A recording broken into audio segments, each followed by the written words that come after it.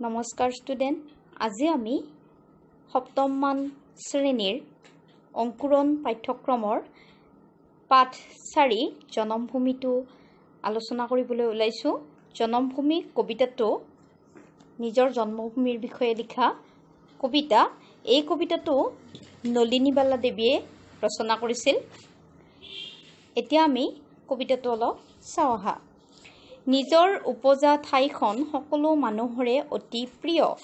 এই উপজা ঠাইখনতে প্ৰতিগৰাকী ব্যক্তিৰ জীৱনকালৰ অনেক স্মৃতি জড়িত হৈ থাকে, যিবোৰ স্মৃতিয়ে স্বদেশৰ প্ৰতি ব্যক্তিৰ অনুৰাগ বঢ়ায়।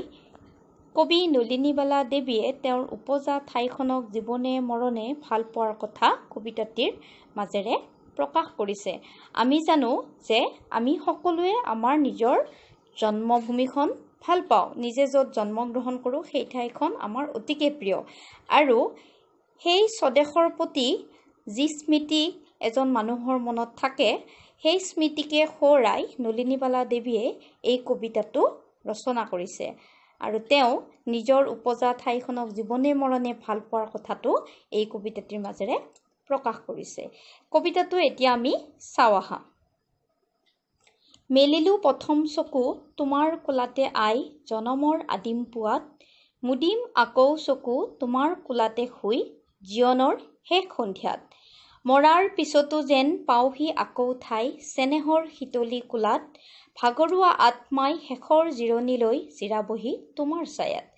পখী হৈ আকাশৰ বুকুত ফুৰিম উৰি, বাহ ল'ম ওখ বিৰিখত, পুৱতিৰ লগে লগে জগাম তোমাক নিতে বনৰীয়া সুদিগিতত। আকাশৰ তৰা হৈ লাগি চাইৰম সেউজীয়া শুৱনি জেউতি, জোনাকত মিল হৈ বিমান পথত ৰৈ উৰে ৰাতি কৰিম আৰতি। হিমালয় পৰ্বতৰ শুকুলা টিঙত গৈ ফুলিৰম মানসী বিলত, মলয়াৰ চুঁৱৰত পাৰিজাত ৰেণুখানি ধুলাম তোমাৰ চৰণত। নদী হৈ পখালিম দুখনি চৰণ নিতে, মাটি হৈ মিলিম বুকুত, সোণোৱালী মেঘ হৈ ৰঙা হাঁহি বিৰিঙাম হেতা পৰা দুখনি ওঠত। কবি নলিনীবালা দেৱী। এতিয়া আমি কবিতাটোৰ অৰ্থটো বুজি চাওঁ আহা। মেলিলো প্ৰথম চকু তোমাৰ কোলাতে আই, জনমৰ আদিম পুৱাত। ইয়াতে কোৱা হৈছে যে জীৱনৰ প্ৰথম পুৱাতে তোমাৰ কোলাতে মই আই চকু মেলিলো, অৰ্থাৎ জন্ম পালোঁ। মুদিম আকৌ চকু তোমাৰ কোলাতে শুই, জীৱনৰ শেষ সন্ধিয়াত। ইয়াতে কোৱা হৈছে যে যেতিয়া মই চকু মুদিম জীৱনৰ শেষ সন্ধিয়াত, তেতিয়া আকৌ তোমাৰ কোলাতে শুই যাম, অৰ্থাৎ নিজৰ জন্মভূমিৰ কথাই কৈছে, যে নিজৰ জন্মভূমিখনক আই বুলি কৈছে, আৰু ইয়াতে প্ৰথম চকু মেলিছে, আৰু ইয়াতে তেওঁ চকু মুদিব, অৰ্থাৎ মৃত্যু হ'ব বুলি কৈছে।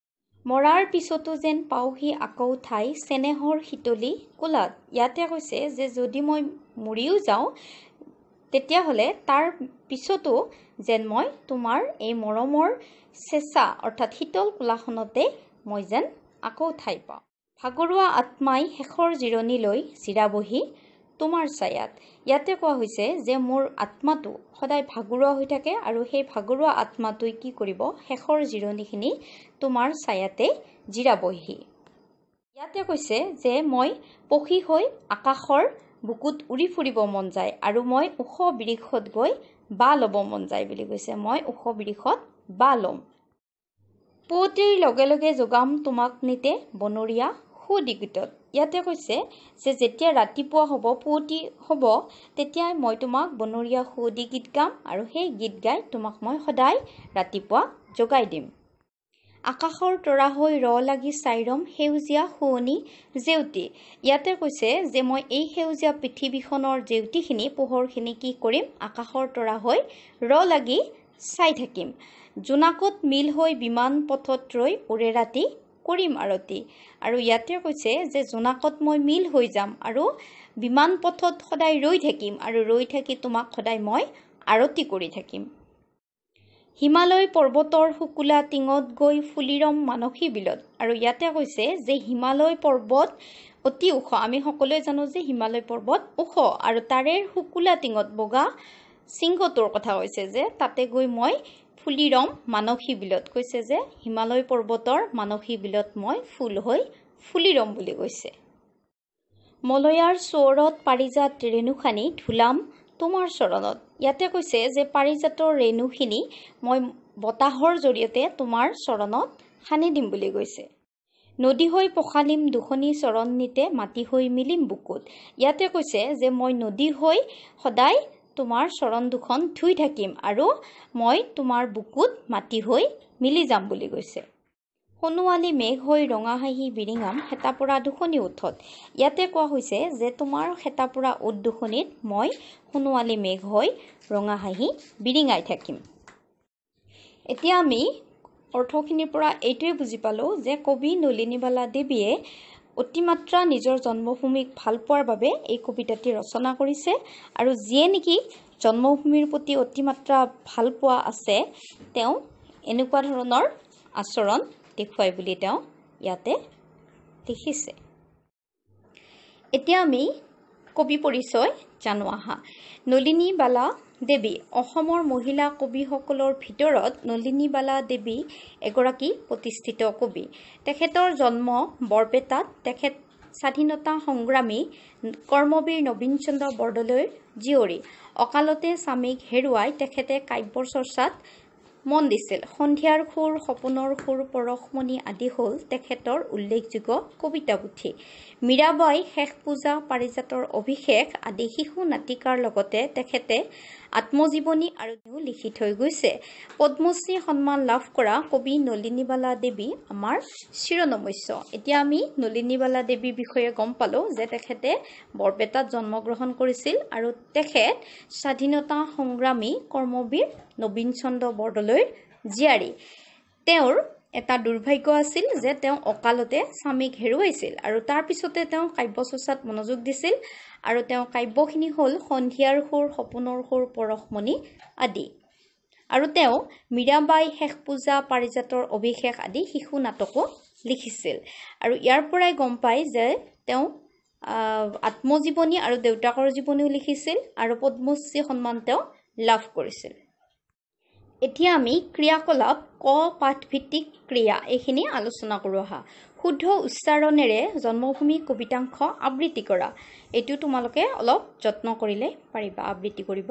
কবিতাংশ শুদ্ধ আৰু স্পষ্ট উচ্চাৰণেৰে পঢ়া, এইটোও পাৰিবা।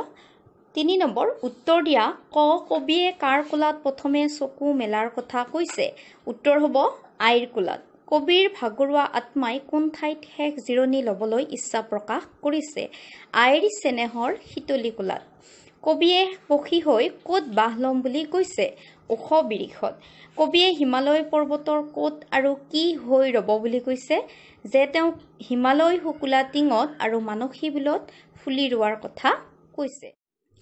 ৪ নম্বৰ, উদাহৰণত দিয়াৰ দৰে কবিতাটোৰ পৰা অন্ত মিল থকা শব্দবোৰ বাছি লিখা। উদাহৰণ, পুৱাত, সন্ধিয়াত। ইয়াতে পুৱাত শব্দটোৰ শেষৰ ফালে ত আছে, সেইকাৰণে তৰে যোৱা শব্দ লিখিব লাগে। অৰ্থাৎ শেষৰ ফালে যিটো আখৰ থাকে সেই আখৰটোৰ মিল থকা শব্দ লিখিব লাগে। পুৱাত, সন্ধিয়াত। এতিয়া আমি কবিতাটোৰ পৰা যিহেতু লিখিব দিছে, গতিকে কবিতাটোত আমি যদি চাওঁ তেতিয়া আমি দেখা পাওঁ কোলাত, ছায়াত, বিৰিখত, গীতত, জেউতি, আৰতি, বিলত, চৰণত, বুকুত, ওঠত এইকেইটা শব্দ আমি পাওঁ। ৫ নম্বৰটো হ'ল তলৰ শব্দবোৰৰ অৰ্থ মিলাই লিখা। ইয়াতে শব্দকেইটা দিয়া আছে আৰু অৰ্থটো আমি লিখিব লাগে। পখী, চৰাই, শীতলী হ'ব চেঁচা শীতল, সোণোৱালী, সোণবৰণীয়া, মৰম, চেনেহ, প্ৰথম, আদি, টিং, পৰ্বতৰ আগ বা ওখ ভাগ। ৬ নম্বৰটো হ'ব মুদিম আকৌ চকু তোমাৰ কোলাতে শুই জীৱনৰ শেষ সন্ধিয়াত। ওপৰৰ কবিতা ফাঁকিৰ গদ্যৰূপ হ'ল জীৱনৰ শেষ সন্ধিয়াত তোমাৰ কোলাত শুই আকৌ চকু মুদিম। এই উদাহৰণটো চাই তলৰ কবিতা কেইফাঁকি গদ্যৰূপত লিখা। ইয়াতে আমি গদ্যৰূপটো দেখা পালোঁ যে মুদিম আকৌ চকু তোমাৰ কোলাতে শুই জীৱনৰ শেষ সন্ধিয়াত। ইয়াৰে গদ্যৰূপ হ'ল জীৱনৰ শেষ সন্ধিয়াত তোমাৰ কোলাত শুই আকৌ চকু মুদিম। গতিকে এনেকৈ আমাক তলৰ দুটাৰো গদ্যৰূপটো লিখিবলৈ দিছে যে সোণোৱালী মেঘ হৈ ৰঙা হাঁহি বিৰিঙাম খেতা পৰা দুখনি ওঠত। ইয়াৰে গদ্যৰূপটো হ'ব আইৰ খেতা পৰা দুখনি ওঠত সোণোৱালী মেঘ হৈ ৰঙা হাঁহি বিৰিঙাম। খ নম্বৰটো হ'ব আকাশৰ তৰা হৈ ৰ লাগি চাই ৰম সেউজীয়া শুৱনি জেউতি।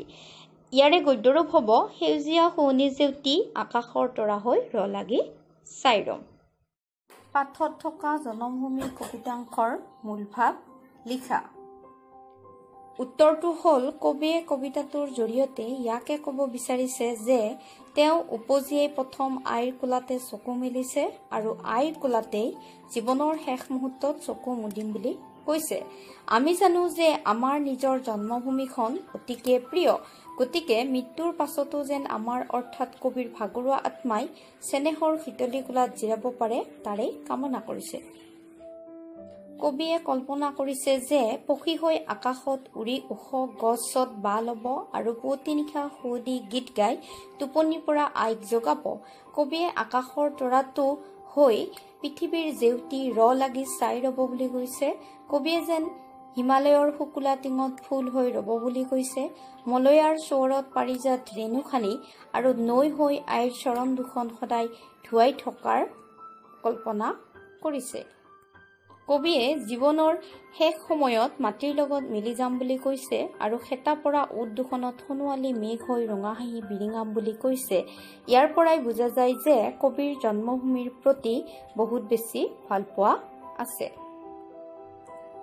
৮ নম্বৰটো হ'ল উপযুক্ত স্থানত জ্যোতিচিহ্ন প্ৰয়োগ কৰি তলৰ পদ্য কেইফাঁকি পুনৰাই লিখা। পুৱতিৰ লগে লগে যোগাম তোমাক নিতে বনৰীয়া সুৱদি গীতত ইয়াতে দাঢ়িটো দিয়ে দিয়া হৈছে। আকাশৰ তৰা হৈ ৰ লাগি চাইৰম সেউজীয়া শুৱনি জেউতি ইয়াতে কমা হ'ব। জোনাকত মিল হৈ বিমান পথত ৰৈ উৰে ৰাতি কৰি মাৰতি ইয়াতে দাঢ়ি হ'ব। এইখিনি জ্যোতিচিহ্ন প্ৰয়োগ কৰা। ইয়াতে লগে ভাগে গাঁও আহা মই অসমীয়া, জীয়নে মৰণে মই চিৰদিন অসমীয়া, অসমীয়া দেহে প্ৰাণে মই, জীয়াই থাকোঁতে মই অসমৰে অসমীয়া, মৰিলেও বৰিলম অসমৰ অমীয়া মৰণ, অসমৰ হকে যুঁজি অসমৰ হকে মৰো, ধৰ্ম মোৰ জাতি মোৰ অসমীয়া প্ৰাণৰ আপোন, অসমীয়া ভাষা মোৰ কথা মোৰ গীত মোৰ, অসম প্ৰকৃতিয়ে ৰচা চিনি পাম বুজি পাম, আমৰণ সৰগতো মোৰ এই ভাষা অসমীয়া। গীতিকাৰ সৈয়দ আব্দুল মালিক। এইটো আচলতে এটা গীত হয়, এইটো তোমালোকক ক্লাছত একেলগে গাব দিছে। সৈয়দ আব্দুল মালিক 1919 চনত তেওঁৰ জন্ম আৰু 2000 চনত তেওঁৰ মৃত্যু। অসমীয়া সাহিত্যৰ এজন বিশিষ্ট গল্পকাৰ, উপন্যাসিক, নাট্যকাৰ আৰু কবি। তেখেতৰ জন্মস্থান আছিল গোলাঘাট জিলাৰ নাহৰণিত। তেখেত 1977 চনত অসম সাহিত্য সভাৰ সভাপতি পদত অধিষ্ঠিত হৈছিল। অঘৰী আত্মাৰ কাহিনী নামৰ উপন্যাসৰ বাবে তেখেতে সাহিত্য অকাডেমী বঁটা লাভ কৰিছিল। ইয়াৰ উপৰি অসম উপত্যকা বঁটা, শংকৰদেৱ বঁটা আৰু পদ্মশ্ৰী পদ্মভূষণ সন্মানেৰে তেওঁ সন্মানিত হৈছিল। ৯ নম্বৰ তলৰ শব্দবোৰৰ বিপৰীত অৰ্থ বুজোৱা শব্দ লিখা। জনম মৰণ, শেষ আৰম্ভ, ছা পোহৰ, ওখ চাপৰ, ৰাতি দিন, দুখীয়া ধনী। ছবিসমূহৰ তলত দিয়া শব্দবোৰৰ খালী ঠাইসমূহ বিশেষণ পদেৰে পূৰ কৰা। ইয়াতে আমি বিশেষণ পদ বুলি ক'লে গম পাওঁ যে যি পদে বিশেষ্য পদৰ গুণদোষ, পৰিমাণ, সংখ্যা বা এনেকুৱা বুজায়। গতিকে আমি বিশেষণ পদ বুলি ক'লে এতিয়া ইয়াতে দিছে জবা, দেশ জবা, গতিকে জবাটোৰ আমি বিশেষণ বিচাৰিলে আমি পাম ইয়াতে ৰঙা জবা। পাত, সেউজীয়া পাত, ছাতি, ক'লা ছাতি। ৬ নম্বৰ বন্ধনীৰ ভিতৰত থকা শব্দবোৰৰ পৰা বিশেষ্য আৰু বিশেষণ পদবোৰ বাছি ভাগে ভাগে লিখা। শব্দবোৰ ইয়াত দিয়া আছে। ভাল, ল'ৰা, ক'লা, কাউৰী, নীলা, আকাশ, লেতেৰা, সৰু মাছ, পানী, গাখীৰ, বগা। ইয়াৰ পৰা আমি ভাগ কৰি এটা লিখিব লাগিব বিশেষ্য পদ, বিশেষণ পদ। বিশেষ্য পদত হ'ব ল'ৰা, কাউৰী, আকাশ, মাছ, পানী, গাখীৰ। বিশেষ্য পদ বুলি ক'লে আমি জানো যিয়ে নেকি নাম বুজায়, গতিকে নাম বুজোৱা ৱৰ্ডকেইটা ইয়াতে লিখিব লাগিব। তাৰপিছত বিশেষণ পদ ভাল, ক'লা, নীলা, সৰু, লেতেৰা, বগা। বিশেষণ পদ বুলি ক'লে আমি জানো যিয়ে নেকি বিশেষ্য পদৰ গুণ, দোষ, পৰিমাণ, সংখ্যা আদি বুজায়। গ জ্ঞান সম্প্ৰসাৰণ। 11 নম্বৰ হ'ব কবিয়ে আকাশৰ তৰা হৈ পৃথিৱীৰ সেউজীয়া বৰণ চাবলৈ বিচাৰিছে। তুমি আকাশত উৰিব পাৰিলে কি চাবলৈ বিচাৰিবা লিখা। এইটো তোমালোকে নিজে নিজে লিখিব পাৰিবা, তথাপিও মই অলপ লিখি দিলোঁ যে শুকুলা ডাৱৰবোৰ চুই চাম, আকাশৰ পৰা পৃথিৱীৰ নৈজান জুৰি চাম, হিমালয়ৰ সুউচ্চ শৃংগ চাম, লেউকা মেলি উৰি ফুৰা চৰাইবোৰ চাম। জনমভূমিৰ দৰে স্বদেশ প্ৰেমমূলক কবিতা এটা সংগ্ৰহ কৰি আবৃত্তি কৰা। এইটো তোমালোকে নিজে কৰিব পাৰিবা। তুমি তোমাৰ অঞ্চলৰ বাবে কেনেধৰণৰ ভাল কাম কৰিবলৈ বিচৰা লিখা। এইটো তোমালোকে লিখিব চেষ্টা কৰিবা। 14 নম্বৰটো প্ৰকল্প দিছে যে তুমি জনা 5 গৰাকী দেশপ্ৰেমিকৰ নাম ছবিসহ সংগ্ৰহ কৰি তেওঁলোকৰ কৰ্মৰাজিৰ বিষয়ে চমুকৈ লিখা। সহায়ক উৎস হিচাপে পুথিভঁৰাল, বাতৰি কাকত, আলোচনী, বৈদ্যুতিন মাধ্যমৰ পৰা তথ্য সংগ্ৰহ কৰিবলৈ চেষ্টা কৰিবা। ইয়াতে মই কেইজনমান দেশপ্ৰেমিকৰ নাম লিখি দিছোঁ। তোমালোকে পাৰিলে এওঁলোকৰ তথ্য সংগ্ৰহ কৰিবলৈ চেষ্টা কৰিবা। মহাত্মা গান্ধী, গোপীনাথ বৰদলৈ, জ্যোতিপ্ৰসাদ আগৰৱালা, নবীন চন্দ্ৰ বৰদলৈ আৰু বিষ্ণুপ্ৰসাদ ৰাভা।